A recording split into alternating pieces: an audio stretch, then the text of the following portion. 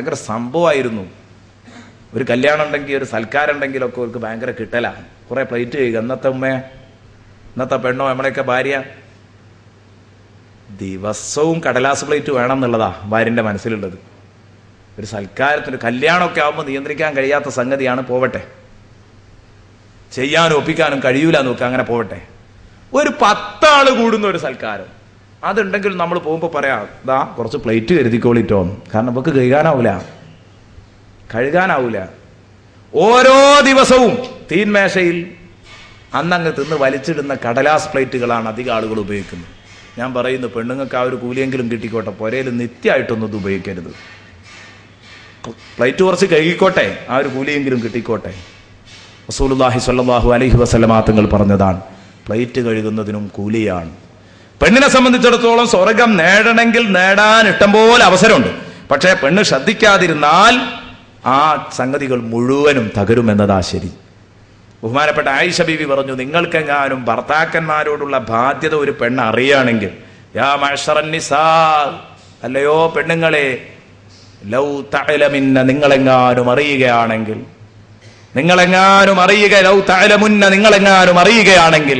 Love തഅലമുന്ന, നിങ്ങളെങ്ങാനും അറിയുകയാണെങ്കിൽ, ബിഹഖി അസ്വാജികുന്ന അലൈകുന്ന, നിങ്ങളുടെ മേലൊക്കെ നിങ്ങളുടെ ഭർത്താക്കന്മാരോടുള്ള ബാധ്യതകൾ നിങ്ങൾ അറിയുകയാണെങ്കിൽ, ലജഅലത്തിൽ മർഅതു മിൻകുന്ന തംസഹുൽ ഗുബാറ അൻ ഖദമൈ സൗജിഹാ ബിഖദ്ദി വജ്ഹിഹാ, അവളുടെ കവിളുകൊണ്ട് ഭർത്താവിന്റെ പാദത്തിലുള്ള പൊടി തട്ടിക്കൊടുക്കാൻ ഒരു പെണ്ണ് തയ്യാറാകുമെന്ന് ആയിഷത്തുൽ കുബ്ര റളിയല്ലാഹു അൻഹാ. ഭർത്താവിനോടുള്ള യഥാർത്ഥ ബാധ്യത മനസ്സിലാക്കുകയാണെങ്കിൽ ഭർത്താവിന്റെ പാദത്തിലുള്ള പൊടി തട്ടിക്കൊടുക്കാൻ, കാൽപാദത്തിലുള്ള പൊടി കവിളുകൊണ്ട് തട്ടിക്കൊടുക്കും. കാരണം മുഖം ഏറ്റവും പ്രധാനപ്പെട്ട അവയവം, കാൽ ഏറ്റവും നിസ്സാരമായ അവയവം. കാലുമ്മല പൊടി നിങ്ങളെ കവിളുകൊണ്ട് തട്ടിക്കൊടുക്കും നിങ്ങൾ ഭർത്താക്കന്മാരോടുള്ള ബാധ്യത തിരിയുകയാണെങ്കിൽ. റസൂലുള്ളാഹി എത്ര ഗൗരവത്തിലാ സംസാരിച്ചത്. അല്ലാഹുവിന്റെ ഹബീബിന്റെ അടുത്തേക്ക് അതാ വരുന്നു ബഹുമാനപ്പെട്ട ഫാത്തിമത്തു സുഹ്റ റളിയല്ലാഹു അൻഹാ. ഫാത്തിമത്തു സുഹ്റ റളിയല്ലാഹു അൻഹാ റസൂലുള്ളാഹി സ്വല്ലല്ലാഹു അലൈഹി വസല്ലമ തങ്ങളുടെ അടുത്തേക്ക് കയറി വരുന്നു, പൊട്ടിക്കരഞ്ഞുകൊണ്ട്. റസൂലുള്ളാഹി തങ്ങള് തന്റെ പ്രിയപ്പെട്ട മോളെ അണഞ്ഞുകൂടി ഇങ്ങ് പിടിച്ചിട്ട് ചോദിച്ചു, അല്ല മോളെ, നീ എന്തിനാ കരയുന്നത് മോളെ? എന്താ ഇങ്ങനെ കരയാൻ കാരണം? ഒരിക്കൽ കയറി വന്നിട്ട് നന്നായി പൊട്ടി കരഞ്ഞു. എന്താ മോളെ ഇതിന്റെ കാരണം? ഫാത്തിമാവിന്റെ വീട് തൊട്ടടുത്ത് തന്നെ ആയിരുന്നല്ലോ. ഇൻഷാ അല്ലാഹ് പിന്നെ എപ്പോഴേക്കും അവസരം കിട്ടിയെങ്കിൽ ഞാൻ പറയാം. ഫാത്തിമ ബീവി റസൂലുള്ളാഹിയായിട്ട് വിട്ടതിൽ വലിയ വിഷമത്തിലായിരുന്നു. പിന്നെ പറഞ്ഞിട്ടാണ് വീട് അടുപ്പിച്ചത്, തൊട്ടടുത്തേക്കാക്കിയത്, ഇടക്കിടക്ക് വാപ്പാനെ കാണാൻ വേണ്ടിയിട്ട്. അപ്പൊ ഏതാവട്ടെ, വാപ്പാന്റെ അടുത്ത് കയറി വന്ന് പൊട്ടിയൊക്കെ കരഞ്ഞു. അപ്പൊ എന്താന്ന് വെച്ചു? അപ്പൊ പറഞ്ഞു, ഒന്നുമല്ല നബിയേ, യാ റസൂലല്ലാഹ്, എന്റെ പൊന്നുപ്പാ, എനിക്കൊരു വിഷയമുണ്ട്. എന്തേ? ഇന്നീ ഖുൽതു ലി അലിയിനിൽ ബാരിഹ, ഇന്നലെ രാത്രി ഞാൻ അലിയാരോട് ഖൗലൻ, ഒരു വാക്ക് പറഞ്ഞു പോയുമ്മാ, ഖദ് ഗളിബ ബിഹി മിന്നീ, അലിയാർക്ക് അതുകൊണ്ട് എന്നോട് വിഷമമായി. ഞാൻ അലിയാരോട് ഒരു കാര്യം പറഞ്ഞു, അത് കേട്ടപ്പോഴേക്ക് അലിയാർക്ക് എന്നോട് വിഷമായി, അലിയാരെന്നോട് പിണങ്ങി. അങ്ങനെ അലി എന്നോട് മിണ്ടുന്നില്ല. ഞാൻ അലിയെ സന്തോഷിപ്പിക്കാൻ വേണ്ടി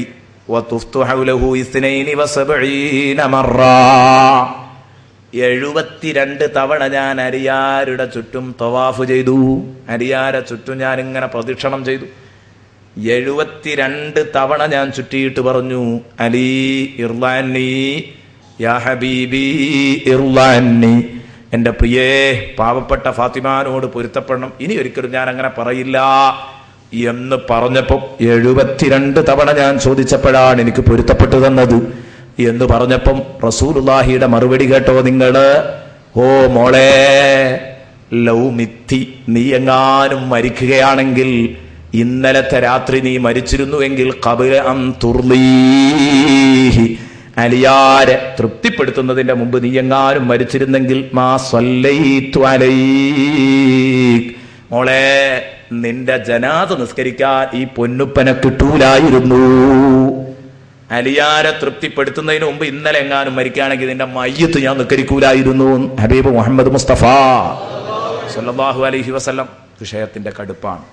ഇത് മനസ്സിലാക്കാൻ നമ്മുടെ വീട്ടിലുള്ള സഹോദരിമാർ തയ്യാറായെങ്കിൽ മാത്രമേ നമുക്ക് രക്ഷപ്പെടാൻ കഴിയൂ എന്നതാണ് സത്യം. ഇനി എൻ്റെ പ്രിയപ്പെട്ട കൂട്ടുകാരോട് സുല്ലത്തും മിനൽ അവ്വലീൻ വസുല്ലത്തും മിനൽ ആഖിരീൻ എന്ന ആ അവസാനത്തെ വചനത്തെക്കുറിച്ച് ഒന്ന് രണ്ട് കാര്യം. ഇത് ഇന്നിങ്ങനെ പറയാൻ കാരണം, എന്തായാലും നമ്മുടെ ഈ ഡിസ്ക് പുറത്തു പോകുന്നത് കൊണ്ട്, ഇത് പെണ്ണുങ്ങൾ കാണുമെന്നതുകൊണ്ട് ഇതിന് ഉപകാരം കിട്ടുമെന്ന് കരുതിയിട്ടാണ് ഗൗരവമായി പറഞ്ഞത്. കുറച്ച് കാര്യങ്ങൾ ഇടയ്ക്ക് കയറി പറയാനുണ്ടായ കാരണം അതാണ്. പുരുഷന്മാരായ നിങ്ങളോട് പറയേണ്ടതല്ല, പക്ഷേ നിങ്ങൾക്ക് തിരുത്തി കൊടുക്കാൻ കഴിയും ഇൻഷാ അല്ലാഹ്. ഇനി ഇവിടുന്ന് അങ്ങോട്ടുള്ള ചർച്ചയൊക്കെ നമുക്ക് രണ്ടു കൂട്ടർക്കും ഒരേപോലെ ബാധിക്കുന്ന ചർച്ചകൾ തന്നെയാണ്. ഇതുവരെ കഴിഞ്ഞതുപോലെ വീണ്ടും തുടരും. ഹതഭാഗ്യരും നരകവും പടച്ചോനെ വല്ലാത്തൊരു ചർച്ചയാണ്. അത് സൂറത്തുൽ വാഖിയയുടെ ഓരോ വചനങ്ങൾ വിശദീകരിക്കുകയാണെങ്കിൽ ഒരുപാടുണ്ട്. ഇൻഷാ അല്ലാഹ് നാളെ നന്നായി വിശദീകരിക്കും. അതിന്റെ മുമ്പ് ഇന്ന് ലാസ്റ്റായിട്ട് അവസാനത്തെ ആയത്ത് സുല്ലത്തും മിനൽ അവ്വലീന വസുല്ലത്തും മിനൽ ആഖിരീൻ. എന്തുകൊണ്ടാണ് ഇങ്ങനെ വേറിട്ടൊരു ശൈലി? നേരത്തെ മുഖറബീങ്ങളെ പറ്റി ഉത്തമ വിഭാഗത്തെ കുറിച്ച് പറഞ്ഞപ്പോൾ അല്ലാഹ് എന്താ പറഞ്ഞത്? സുല്ലത്തും മിനൽ അവ്വലീൻ വ ഖലീലും മിനൽ ആഖിരീൻ.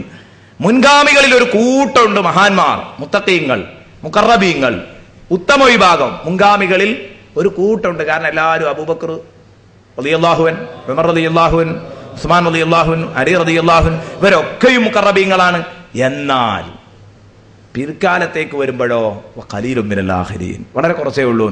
എന്നാൽ ഈ ഇടത്തരം വിഭാഗത്തെ, മധ്യമ വിഭാഗത്തെ ചർച്ച ചെയ്ത സമയത്ത് അല്ലാഹ് പറഞ്ഞതോ സുല്ലത്തും മിനൽ അവ്വലീൻ വസുല്ലത്തും മിനൽ ആഖിരീൻ. കൂട്ടുകാരെ, നമുക്ക് ഏറ്റവും കൂടുതൽ സന്തോഷമുള്ള ഒരു കാര്യമാണ്, ഈ സദസ്സിലുണ്ട് ഇഷ്ടം പോലെ സ്വർഗാവകാശികൾ. ധൈര്യമായിട്ട് പറയാം, സുല്ലത്തും മിനൽ അവ്വലീൻ വസുല്ലത്തും മിനൽ ആഖിരീൻ. ഇക്കാലത്തുണ്ട് ഇഷ്ടം പോലെ എന്നാണ് റസൂലുള്ളാഹി പറഞ്ഞത്. അതെങ്ങനെയാ ഇഷ്ടം പോലെ? നേരത്തെ മുൻഗാമികളിൽ ഒരു കൂട്ടം, പിൻഗാമികളിൽ അങ്കുലി പരിമിതം എന്ന് പറഞ്ഞു. പിന്നെ എപ്പോഴും പറഞ്ഞു മുൻഗാമികളിൽ ഒരു കൂട്ടം ഉണ്ടാവും ഈ മധ്യമ വിഭാഗം. മധ്യമ വിഭാഗം എന്ന് പറഞ്ഞാൽ അവരെക്കാൾ ഗ്രേഡ് താന്നവരാണ്.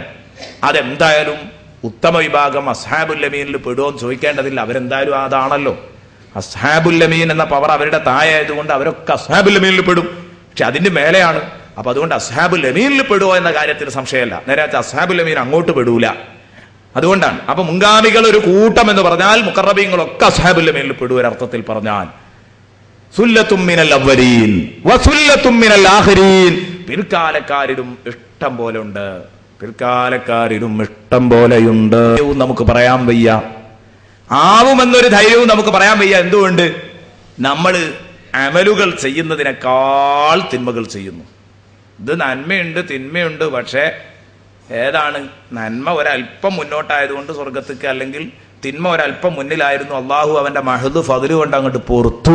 അങ്ങനെയൊക്കെ ഉള്ളവരാണ് അസ്ഹാബുൽ യമീൻ. റസൂലുള്ളാഹി പറഞ്ഞു, അവസാനായിട്ട് സിറാത്ത് പാലം കടക്കുമ്പോൾ മുന്നിലും പിന്നിലും ഒക്കെ നല്ല ലൈറ്റുകൾ ഉണ്ടാകും. അമലുകളുടെ ഗൗരവത്തിന്, അമലുകളുടെ ആധിക്യത്തിനനുസരിച്ചാണ് ലൈറ്റുകളുടെ പവർ. നല്ല പവറുള്ള ലൈറ്റ് ഉണ്ടാവും.